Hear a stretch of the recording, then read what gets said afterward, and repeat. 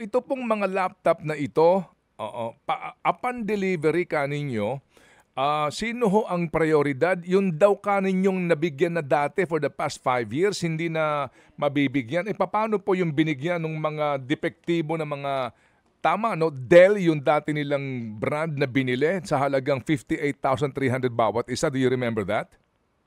I think so, sir. But I have knowledge of it now because we were tasked to look into what happened in the past. And yun po nga, they were one of them. Except that, base sa guidelines namin ngayon po, hindi sila kasama. Dahil kawawa naman yung iba, wala sila at all. Zero. So, kailangan, if in terms of equity, baka siguro mas maganda yung may wala, bigyan muna. Ganun. Maski yung nakatanggap na dati, oo. Kasi po yung mga tumanggap dati dito, ang iba nagsole, ang iba ho hindi na ginamit. Nagkaroon ba kayo ng inventaryo doon sa binigyan po, no, ng 39,583 na mga dapat recipient ng mga guro.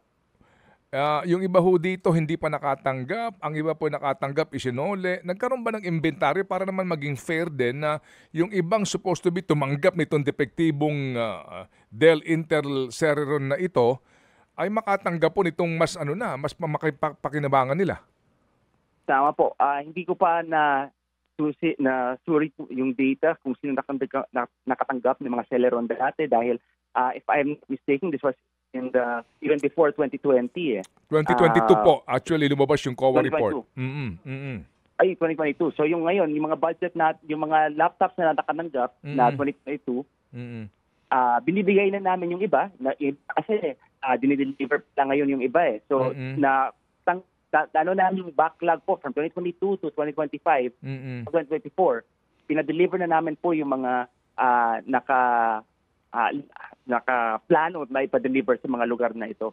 So yung mga nakatanggap na ng mga ganitong klaseng laptop, kung gumagana pa po sila, parang disqualified na po sila for this batch until at least we can circle everybody else po.